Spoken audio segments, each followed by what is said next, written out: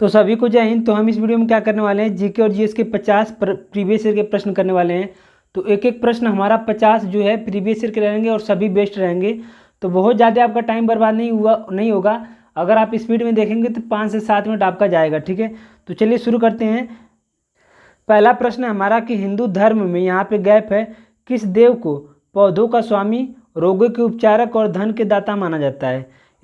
तो इसमें कहा गया है कि हिंदू धर्म में किस देवता को पौधों का स्वामी और रोगों के उपचारक और धन के दाता माना जाता है। तो इसका जो सही आंसर है वो है डी वाला सोम। तो स्वयं देवता को पौधों का स्वामी, रोगों के उपचारक और धन के दाता माना जाता है। ठीक है, सोम देवता को। आगे प्रश्न हमारा कि निम्न में से कौन सी हिंदू धर्म की प्रमुख दार्शनिक विचारधारा है। निम्न में से कौन सी हिंदू धर्म की प्रमुख दार्शनिक विचारधारा है। इसका सही आंसर है वैशेषिक। आगे प्रश्न है कि निम्न में से किस वेद को कर्मकांड ग्रंथ के रूप में जाना जाता है। कर्मकांड ग्रंथ के रूप में जाना जाता है किस वेद को। तो इसका जो सही आंसर वो ऑप्शन नंबर ए यजुर्वेद। ऑप्शन नंबर ए यजुर्वेद। तो यजुर्वेद को कर्मकांड के नाम से भी जाना जाता है। आगे प्रश्न है कि यजुर्वेद किससे संबंधित है। यहाँ पे गैप है, यजुर्वेद किससे संबंधित है। तो इसका सही आंसर है यज्ञ एवं अनुष्ठानों से। यजुर्वेद यज्ञ और अनुष्ठान से। तो यहाँ पे आप देख सकते हैं य से यज्ञ, य से अजुर्वेद, य से यज्ञ, य से अजुर्वेद। आगे प्रश्न है हमारा कि यजुर्वेद की कितनी शाखाएं हैं। यजुर्वेद की कितनी शाखाएं हैं। तो इसका सही आंसर है बी वाला 2। तो यजुर्वेद की 2 शाखाएं हैं, एक तो शुक्ल यजुर्वेद, एक तो हमारा कृष्ण यजुर्वेद। शुक्ल और कृष्ण यजुर्वेद, ठीक है, 2 हैं, शुक्ल यजुर्वेद, कृष्ण यजुर्वेद। आगे प्रश्न है कि वैदिक ग्रंथों के अनुसार संग्रहित्री का क्या अर्थ होता है। वैदिक ग्रंथों के अनुसार संग्रहित्री का क्या अर्थ होता है। तो इसका सही आंसर होता है कोषाध्यक्ष और खजांची या कोषाध्यक्ष। आगे प्रश्न है कि हिंदू धर्म पुरुषार्थ जीवन के लक्ष्य के माध्यम से जीवन में पूर्ण भागीदारी को प्रोत्साहित करता है। निम्न में से कौन सा एक पुरुषार्थ नहीं है।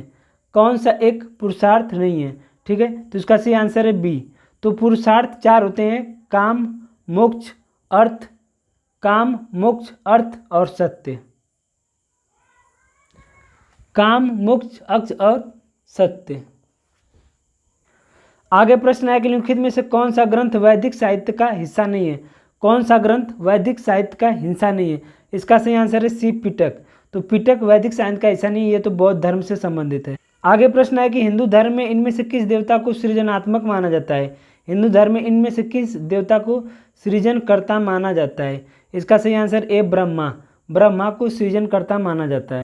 आगे प्रश्न है कि ऐतरेय उपनिषद, गैप है, कि ऐतरेय आरण्यक की दूसरी पुस्तक के 4, 5, 6 अध्याय से संबंधित है और इस सबसे पुराना उपनिषद माना जाता है। ठीक है, तो इसका सही आंसर है ऋग्वेद। इसका सही आंसर है ऋग्वेद। तो ऐतरेय जो है वो ऋग्वेद का उपनिषद है। 2 उपनिषद होते हैं ऋग्वेद का, एक तो ऐतरेय, एक तो कौस्तकी। तो हमने 10 क्वेश्चन देख लिया प्राचीन इतिहास का। अब 10 क्वेश्चन देखेंगे आधुनिक इतिहास का। ठीक है, तो हमारा पहला प्रश्न है कि पानीपत की तीसरी लड़ाई किस वर्ष में लड़ी गई थी। तो इसका सही आंसर है 1761। तो पानीपत के 3 युद्ध हुए थे, 1726, 26, 56, 60। ठीक है, तो पानीपत की तीसरी लड़ाई 1761 में लड़ी गई थी। किनके बीच, अहमद शाह अब्दाली और मराठों के बीच। आगे प्रश्न है कि पानीपत के तीसरे युद्ध में अहमद शाह अब्दाली से किसने युद्ध लड़ा था। तो इसका सही आंसर है मराठा। इसका सही आंसर है मराठा, जो कि 1761 में हुआ था।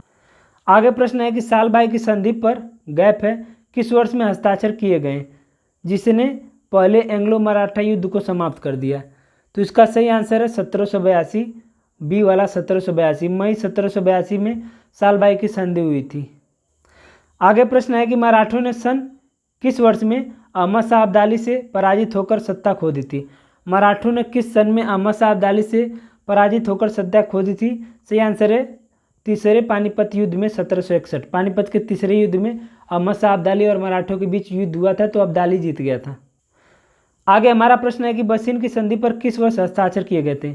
बसीन की संधि पर किस वर्ष हस्ताक्षर किए गए थे। तो सही आंसर है हमारा 1802।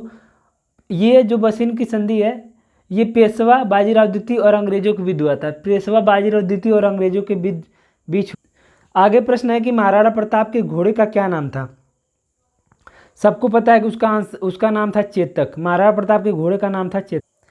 आगे प्रश्न है कि आसफुद्दौला द्वारा निर्मित आसफी इमामबाड़ा कहाँ स्थित है। आसफुद्दौला द्वारा निर्मित आसफी इमामबाड़ा कहाँ स्थित है। इमामबाड़ा सबको पता है कि लखनऊ में स्थित है। Option number D Lucknow. आगे प्रश्न है कि 23 जून 1757 को ब्रिटिश ईस्ट इंडिया कंपनी ने इनमें से किस युद्ध में बंगाल के नवाब पर निर्णायक जीत हासिल की थी। 23 जून 1757 को ब्रिटिश ईस्ट इंडिया कंपनी ने इनमें से किस युद्ध में बंगाल के नवाब पर निर्णायक जीत हासिल की थी। तो इसका सही आंसर है प्लासी का युद्ध। ऑप्शन नंबर सी प्लासी का युद्ध 1757 में लड़ा गया था। ठीक है, बंगाल के नवाब सिराजुद्दौला और अंग्रेजों के बीच। प्रश्न है कि भारतीय इतिहास में सन 1756 में घटित हुई कालकोठरी की घटना कहाँ हुई थी। तो इसका सही आंसर है कलकत्ता में। तो जो कालकोठरी घटना हुई थी वो कलकत्ता में हुई थी। तो इसमें क्या है कि जो सिराजुद्दौला थे उन्होंने 146 अंग्रेजों को एक छोटी सी कोठरी में बंद कर दिया था। ठीक है, जिसमें बहुत सारे लोग मर गए थे, शायद 23 लोग केवल जिंदा थे। आगे प्रश्न है हमारा कि अंग्रेजों ने किस सन में पंजाब पर कब्जा कर लिया था। अंग्रेजों ने किस सन में पंजाब पर कब्जा कर लिया था। तो ऑप्शन नंबर बी 1849 में अंग्रेजों ने पंजाब पर कब्जा कर लिया। तो हमने 10 प्रश्न प्राचीन इतिहास, 10 प्रश्न आधुनिक इतिहास देख लिया। अब 10 प्रश्न हम संविधान का देखेंगे। ठीक है, तो हमारा पहला प्रश्न है कि भारत में कौन सा दिन संविधान दिवस के रूप में मनाया जाता है। इसका सही आंसर है 26 नवंबर। ऑप्शन नंबर ए 26 नवंबर। तो 26 नवंबर 1949 को संविधान अंगीकृत अधिनियमित किया गया था, इसीलिए हम इस दिन को संविधान दिवस मनाते हैं। आगे प्रश्न यहाँ पे गैप है, किस दिन को संविधान सभा द्वारा भारतीय संविधान को अंगीकृत अधिनियमित किया गया था। तो इसका सही आंसर है 26 नवंबर 1949। कहाँ पे है। ऑप्शन नंबर डी 26 नवंबर 1949। 26 नवंबर 1949। ठीक है, आगे हमारा प्रश्न है कि भारत का सर्वोच्च कानून किसे माना जाता है। भारत का सर्वोच्च कानून किसे माना जाता है। तो हमारे भारतीय संविधान को ही भारत का सर्वोच्च कानून माना जाता है। आगे प्रश्न है कि भारत का संविधान कब लागू हुआ था। भारत का संविधान कब लागू हुआ था। तो इसका जो सही आंसर है वो है 26 जनवरी 1950। 26 जनवरी 1950 इसका सही आंसर है। आगे प्रश्न है कि भारत की संविधान सभा की प्रथम बैठक की अध्यक्षता किसने की थी। भारत की संविधान सभा की प्रथम बैठक की अध्यक्षता किसने की थी। तो इसका सही आंसर है सच्चिदानंद। क्या है कि 9 दिसंबर 1946 को संविधान सभा की पहली बैठक हुई थी। तो इसी दिन क्या हुआ था, सच्चिदानंद सिन्हा को अस्थायी अध्यक्ष चुन लिया गया था। फिर 2 दिन बाद यानी कि 11 दिसंबर को डॉक्टर राजेंद्र प्रसाद को अस्थायी अध्यक्ष चुना गया। आगे प्रश्न है हमारा कि संविधान सभा के पहले सत्र का आयोजन कब हुआ था। तो इसका जो सही आंसर है 1946, 9 दिसंबर 1946। ठीक है, आगे प्रश्न है हमारा कि संविधान सभा ने किस दिन भारत के राष्ट्रीय ध्वज को अपनाया था। संविधान सभा ने किस दिन भारत के राष्ट्रीय ध्वज को अपनाया था। सही आंसर है 22 जुलाई 1947। 22 जुलाई 1947। Option number D. आगे प्रश्न है कि भारत का राष्ट्रीय प्रतीक भारत सरकार द्वारा कब अपनाया गया था। भारत का राष्ट्रीय प्रतीक भारत सरकार द्वारा कब अपनाया गया था। तो ऑप्शन नंबर सी सही है 26 जनवरी 1950। 26 जनवरी 1950 को अपनाया गया। तो हमने 10 क्वेश्चन आधुनिक इतिहास, 10 क्वेश्चन प्राचीन इतिहास, 10 क्वेश्चन संविधान देख लिया। अब 10 क्वेश्चन हम देख लेते हैं भारत का भूगोल। ठीक है, तो हमारा पहला प्रश्न है कि निम्नलिखित में से कौन से भारतीय राज्य बांग्लादेश के साथ सीमा बनाते हैं। ठीक है, तो इसका जो सही आंसर होगा मैं बता दूं कि बांग्लादेश के साथ यहाँ से आप निकालेंगे तो पश्चिम बंगाल, वेस्ट बंगाल, असम, मेघालय, त्रिपुरा, मिजोरम। तो option number A Paschim Bangal, Assam, Meghalaya, Tripura, Mizoram. Option number A Paschim Bangal, Assam, Meghalaya, Tripura, Mizoram. ठीक है, आगे हमारा प्रश्न है कि केरल से गुजरने वाले अक्षांश, जो केरल से अक्षांश गुजरते हैं वे किस राज्य से भी गुजरते हैं, मतलब वो भारत के किस राज्य से भी गुजरते हैं। सही आंसर है तमिलनाडु बी। तो ये भारत का नक्शा है, यहाँ पे केरल है तो यहाँ पे तमिलनाडु है। तो यहाँ से जो गुजरेगा वो तमिलनाडु से भी गुजरेगा। ठीक है, आगे प्रश्न है कि निम्नलिखित में से किस स्थान पर 12 प्रवाल द्वीप हैं। किस स्थान पर 12 प्रवाल द्वीप हैं। इसका जो सही आंसर है वो Lakshadweep. Option number D Lakshadweep है। आगे हमारा प्रश्न है कि कौन सा जल पट्टिका भारत और श्रीलंका को अलग करती है। कौन सा जल पट्टिका मतलब कौन सी जल संधि। तो वो है पाक जल डमरू मध्य। तो ऑप्शन नंबर डी पाक जल संधि। ठीक है, आगे प्रश्न है कि भारत की मुख्य भूमि का सबसे दक्षिणी छोर कौन सा है।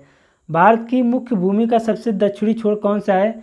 तो कन्याकुमारी। ठीक है, सबसे दक्षिण में कन्याकुमारी है। आगे प्रश्न है कि भारत को कितने भौगोलिक क्षेत्रों में बांटा गया है। भारत को कितने भौगोलिक क्षेत्रों में बांटा गया है। तो ऑप्शन नंबर सी 6। भारत को 6 भौगोलिक क्षेत्रों में बांटा गया है। आगे प्रश्न है कि कर्क रेखा निम्नलिखित राज्यों में से किससे होकर नहीं गुजरती। कर्क रेखा निम्नलिखित राज्यों में से किससे होकर नहीं गुजरती। सही आंसर है मणिपुर। तो कर्क रेखा भारत के 8 राज्यों से गुजरती है। यहाँ से गुजरात, राजस्थान, मध्य प्रदेश, छत्तीसगढ़, झारखंड, गुजरात, राजस्थान, मध्य प्रदेश, छत्तीसगढ़, झारखंड, पश्चिम बंगाल, त्रिपुरा, मिजोरम। ठीक है। आगे प्रश्न है कि यहाँ पे गैप है। भारतीय भूमि को लगभग 2 बराबर हिस्सों में विभाजित किया गया है। ठीक है। कौन सा रेखा भारतीय भूमि को लगभग 2 बराबर हिस्सों में बांटता है। सही आंसर है कर्क रेखा। तो कर्क रेखा 23.5 डिग्री को ही हम कर्क रेखा बोलते हैं। ठीक है। तो कर्क रेखा भारत को 2 बराबर भागों में बांटता है। आगे प्रश्न है कि भारत भूमध्य रेखा से मात्र कितनी डिग्री उत्तर में है। भारत भूमध्य रेखा से मात्र कितनी डिग्री उत्तर में है। सही आंसर है 8। आगे प्रश्न है कि भारतीय क्षेत्र का सुदूर दक्षिणी बिंदु इंदिरा बिंदु कहाँ स्थित है। इसका सही आंसर है बी, ग्रेट निकोबार पर, ग्रेट निकोबार द्वीप। तो हमने 10 क्वेश्चन आधुनिक इतिहास, 10 क्वेश्चन प्राचीन इतिहास, 10 क्वेश्चन संविधान, 10 क्वेश्चन भारत भूगोल। अब हम 10 क्वेश्चन कर लेते हैं विश्व भूगोल का। ठीक है। तो हमारा पहला प्रश्न है कि निम्नलिखित में से कौन सी वस्तु सूर्य के चारों ओर परिक्रमा करती है। तो इसका सही आंसर है ग्रह। तो ग्रह जो है सूर्य के चारों ओर परिक्रमा करते हैं। आगे हमारा प्रश्न है कि निम्नलिखित में से कौन सा हमारे सौरमंडल का हिस्सा नहीं है। कौन सा हमारे सौरमंडल का हिस्सा नहीं है। तो इसका सही आंसर है सूर्य भी सौरमंडल का हिस्सा है। यूरोप भी हमारे सौरमंडल में पड़ता है, क्योंकि सौरमंडल में पृथ्वी पड़ता है, पृथ्वी में यूरोप पड़ता है, चंद्रमा भी। तो ध्रुव तारा ये हमारे सौरमंडल का हिस्सा नहीं है। आगे प्रश्न है कि ग्रहों के ग्रह पथों का समान आकार क्या होता है। ग्रहों के ग्रह पथों का समान आकार क्या होता है। सही आंसर है अंडाकार। तो जो ग्रह जो चक्कर लगाते हैं वो अंडाकार पथ पे लगाते हैं। आगे प्रश्न है कि सौरमंडल का हेलियोसेंट्रिक मॉडल सर्वप्रथम किसके द्वारा प्रस्तुत किया गया था। सौरमंडल का हेलियोसेंट्रिक मॉडल सर्वप्रथम किसके द्वारा प्रस्तुत किया गया था। इसका सही आंसर है Nicolaus Copernicus. Nicolaus Copernicus, option number D. आगे प्रश्न है कि हमारा सौरमंडल किस गैलेक्सी का एक हिस्सा है। हमारा सौरमंडल किस गैलेक्सी का एक हिस्सा है। तो सही आंसर है आकाशगंगा, जिसे हम मिल्की वे यानी दुग्ध मेखला भी कहते हैं। आगे प्रश्न है, यहाँ पे गैप है, कह रहा है में भारत हिंदुकुश पर्वत श्रृंखला घिरा हुआ है। किससे भारत हिंदुकुश पर्वत श्रृंखला घिरा हुआ है। तो इसका सही आंसर है उत्तर पश्चिम। तो उत्तर पश्चिम में भारत हिंदुकुश पर्वत श्रृंखला से घिरा हुआ है। आगे प्रश्न है कि सूर्य या अन्य तारों की ऊर्जा का स्रोत क्या है। सूर्य या अन्य तारों की ऊर्जा का स्रोत क्या है। तो नाभिकीय संलयन, ऑप्शन नंबर बी, नाभिकीय संलयन। नाभिकीय संलयन हाइड्रोजन और हीलियम मिलकर करते हैं। प्रश्न है कि सूर्य के बाह्यतम क्षेत्र को किस नाम से जाना जाता है। सूर्य के बाह्यतम क्षेत्र को कोरोना के नाम से जाना जाता है। ठीक है, कोरोना के नाम से जाना जाता है। आगे प्रश्न है कि सूर्य के प्रकाश को पृथ्वी तक पहुंचने में कितना समय लगता है। तो इसका सही आंसर है डी, 8 मिनट 20 सेकेंड। सूर्य के प्रकाश को पृथ्वी तक पहुंचने में 8 मिनट 20 सेकेंड लगते हैं। तो ये हो गया हमारा 50 प्रश्न। ठीक है, तो आई होप कि आपको अच्छा लगा हो। अगर आप इस पर स्पीड में देखेंगे तो 6 मिनट में ख़त्म हो जाएगा। ठीक है, तो सभी को जय हिंद।